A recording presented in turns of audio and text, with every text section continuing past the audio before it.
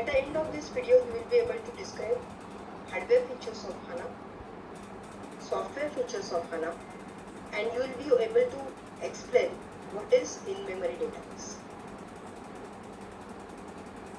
So before going to hardware features, the first question you need to understand is why you need to learn hardware features of HANA. And the answer is HANA is so faster, or HANA can give you better performance because of a combination of hardware feature and software features. So HANA is different from other databases, or HANA can give you better performance compared to other databases because of its unique hardware and software features. So it's not just because of hardware features or just because of software features, but it's a combination of hardware features and software features. And that is why you need to understand what are the hardware features of HANA. So the first feature is HANA has multi-core architecture for CPU. What do you mean by multi-core architecture? Here you can see in the figure a CPU is shown with multiple blades. What is the purpose of this? Each blade of the CPU can work simultaneously and independently, and which will help you to achieve massive parallel processing. So this is one of the important hardware feature of HANA, why HANA can give you faster processing speed. The databases which were built prior to HANA, they were using CPUs with single core. And in HANA you can see multi-core architecture, CPUs with multiple blades, and that is why you can see you can achieve massive parallel processing, that is MPP with HANA, and that is why you can get better performance with HANA. Another important reason is, or another hardware feature is, you can see 2 TB or 4 TB 64-bit huge memory or huge RAM. So now you can imagine if you have a 2 TB or 4 TB huge RAM, how much faster your system will be. So this is another important hardware feature of HANA. And as a result, you can expect minimum 100 GB data throughput using HANA system. And this will help you to reduce your price. Because if you remember, you have learned in the first video of introduction to HANA that you can run multiple different systems on one single database. You can run multiple different applications on one single database. So instead of having multiple systems in your landscape, now you can just have HANA and you can plug in different applications on HANA system and start working on it. So this will help you to reduce the cost of your business. Now coming to software features, one of the important software feature of HANA is you can store the data in row store as well as in column store fashion. You can have data compression, or the data can be compressed at the back end while storing the data. You can have data partition. Aggregate tables are not required in case of HANA. And there is a concept of insert only on data for HANA. Now you will see these concepts one by one. So if you talk about row and column store table, how a row store table will look like and how a column store table will look like. So you can see on left hand side over here, you need to store this data. The first row is 1 Anushri TL, second row is 2 Neeraj AM, third row is 3 Priya SN. If you want to store this data in row store, you can see how it will look like, the below one, and the upper one you can see 3 columns. First column is 1 to 3, second column is name, third column is their designation. So this way you will be able to store the data in row store as well as in column store. Row store data you are already familiar with because in ECC mostly it is row store. Or in other fashion, if I want to display the same data how it can be stored in row store or column store, you can see first row is 1 Anushri TL, second row is number 2 Neeraj AM, so on and so forth. If it is a column store data, it will be first column as 1 to 3, second column with names, and third column with all the designations. So that means you have a choice in HANA whether to create your table as a row store table or as a column store table. Does that mean that I have a choice to decide whether VBAK table should be a row store table or column store table? No. I am not talking about standard tables.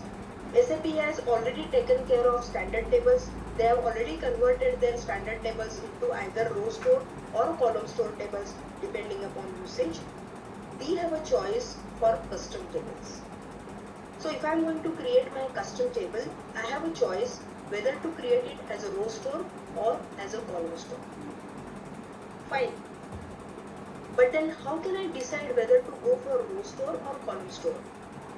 Do I have a certain criteria or it depends on my liking? Obviously, SAP has come up with certain criterias, and here are those criterias. If you want to create a row store table, what is the criteria? If you want to handle insert, update or delete functionalities, or in other words, if you want to use your table for transactional operations, that means storing the transactional data, or for OLTP operations, then you can use your table or you can create your table as a row-based table. What happens in case of row-based tables? Or what happens when you are using the table for transactional purpose? In that case, you are using maximum columns of your table. So that is why it's better to create it as a row store table. When to create it as a column store table? If you want to use your table for select operations or aggregations, or I can say for analytical operations, that is OLAP, then you can create your table as a column-based table. So the ground rule is, if you want to use your table for storing the transactional data, that means for OLTP purpose, you create it as a row store table. And if you want to use your table for aggregations, that is for OLAP purpose, you create it as a column store table. Or in other words, I can also say that if you want to use maximum columns or maximum fields of your table frequently, then you create it as a row store table. And if you want to use selected or limited fields of a table frequently, then you create it as a column store table, because when you do the aggregations or analytics, you are using limited fields of a table frequently. So this is a ground rule that for OLTP purpose you use a row store table, for OLAP purpose you use a column store table. But what if I want to use a table for both the purpose? In that case, SAP recommends to go for column store table. In general, SAP says that even though you have a feature available for creating the table as a row store table or column store table, SAP recommends that whenever possible, you create your table as a column store table. Why so?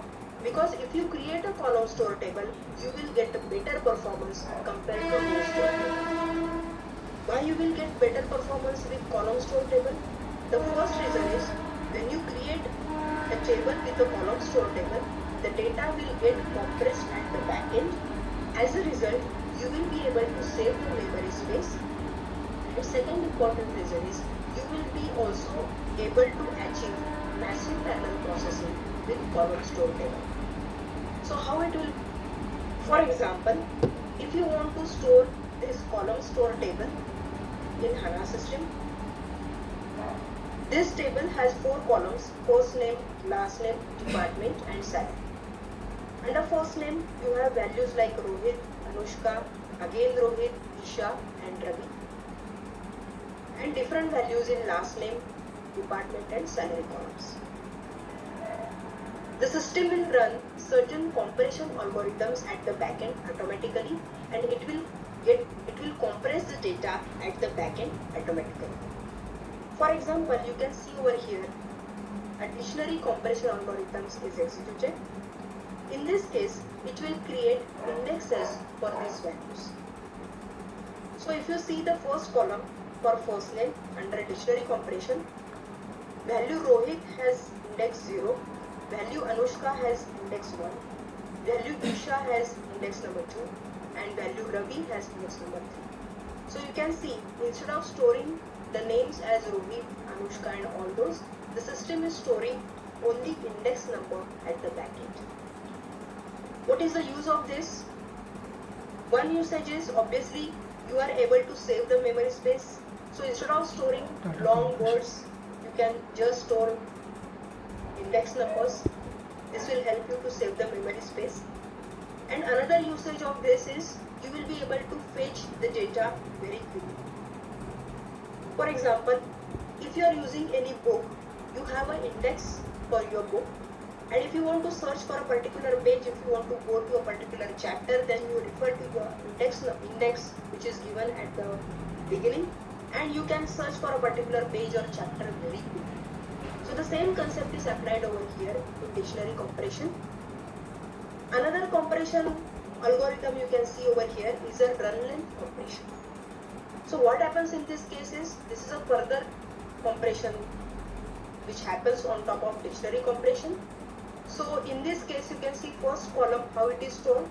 First value is Rohit, which has index 0. So it will say 0 is appearing for one time. So 0 into 1. 0 is appearing for one time. So you can see double quotes for 0. So that is the index number. So 0 is appearing for one time. Second value is Anushka, which has index 1. So it will say 1 is appearing for one time. 1 which is noted into double quotes, that is an index number. The next value is again Rohit, which has index 0, which is appearing for one time. So it will again say 0 is appearing for one time.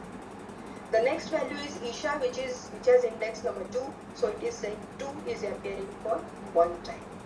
The next value is Ravi, which has index number 3, which is appearing for two times. So one time. So it is showing 3 is appearing for one time.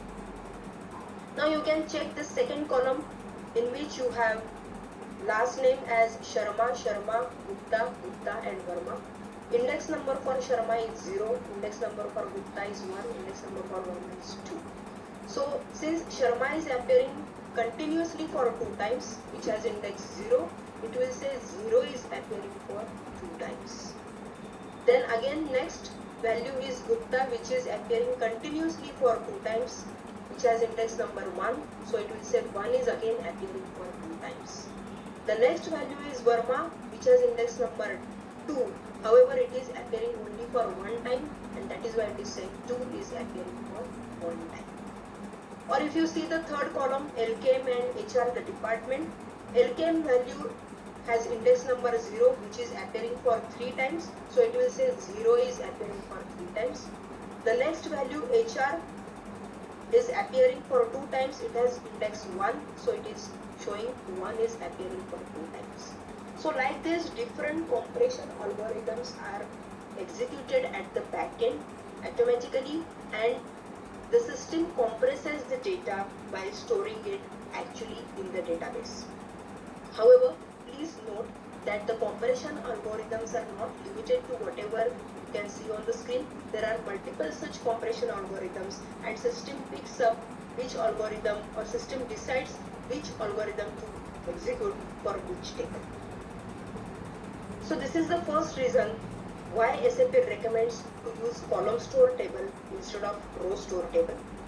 The second important reason is, when you create a column store table, say suppose you have 2 columns in your column store table, then each column of your table will be picked up by each blade of the CPU.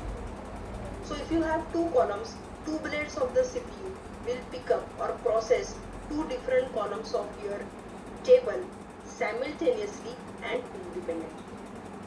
Because in HANA you have learned that the CPU has multi-core architecture. That means the CPU has multiple blades. If you have multiple columns in your column, multiple blades of the CPU or each blade of the CPU will pick up each column of the table, and each blade of the CPU will work on each column simultaneously and independently, which will help you to achieve massive parallel processing. So this is another important reason why SAP says that instead of row store table, you go for column store table. So this is what you can see, that the first reason why column store table is preferable is the data gets compressed at the back end. The second reason is because of multi-core architecture of HANA, or the multi-core architecture of the CPU. Each blade of the CPU will pick up each column of the data and it will work simultaneously and independently, through which you can achieve massive parallel processing.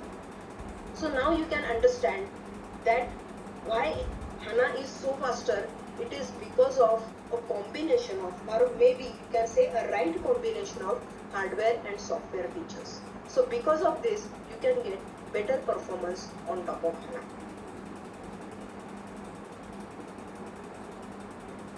The next software feature of HANA is there are no aggregate tables in HANA. So before HANA, that means in ECC, there are multiple aggregate tables that are used. What is the purpose of aggregate tables? What is aggregate table? Say for example, consider finance module. In finance module, the users are always interested in getting reports for open invoices or closed invoices. So if the user wants to get a report for open invoices for a particular quarter, then what the system has to do is, the system has to pick up the data from underlying database tables like PKPF and PSEC for that particular quarter, then do the calculation of debits and credits. If the debit and credit is matching, that means if the sum is 0, that means the invoice is closed. If the debit and credit is not matching, that means the invoice is open, show that report on the screen. But in reality, for finance module, you have huge number of data, and as a result, it is very difficult to pick up the data and do the calculations at runtime and show the report. Because the database doesn't have that capacity to handle huge amount of data and do the calculations at runtime, SAP has come up with the concept of aggregate tables in case of ECC. So what happens is, when you create an invoice in the system, at that time itself, the system immediately calculates whether this invoice is open or closed. If the invoice is open, it is stored in a particular aggregate table, and when the user asks for open invoices reports, the data is picked up from that aggregate table instead of hitting PKPF and PSEC, and you can see the report on the screen. So all this is done because the underlying database has limited capabilities. And the issue with maintaining aggregate tables is sometimes that you don't get up-to-date data in these aggregate tables. So what is the solution? In case of HANA, SAP says that you don't need any aggregate tables. Why so? Because you have learned that HANA has the capacity to work on huge number of data at a very huge amount of data at a very high speed. So what HANA can do is, if you ask for any open invoice report on top of HANA, the system can pick up the data from underlying database tables, system can do the calculations at runtime and display the report on the screen. HANA has that capacity to do these calculations at runtime. This is called as on-the-fly aggregation. So HANA has the capacity to do the calculations on the fly, and display the report on the screen. And that is why you do not need any aggregate tables in HANA.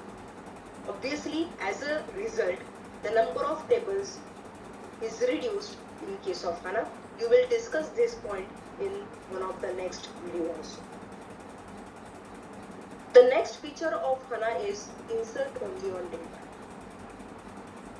In order to understand this feature, you need to first understand what is in-memory database. I hope you remember you have learned that HANA is an in-memory database. What do you mean by in-memory database? Let me draw a picture of HANA database over here. So here I am showing two parts of HANA database. One is a persistent layer, the lower part, and the upper part is a RAM. And together is HANA database. So what is persistent layer? Persistent layer is a permanent memory wherein all your database tables and the values are stored permanently.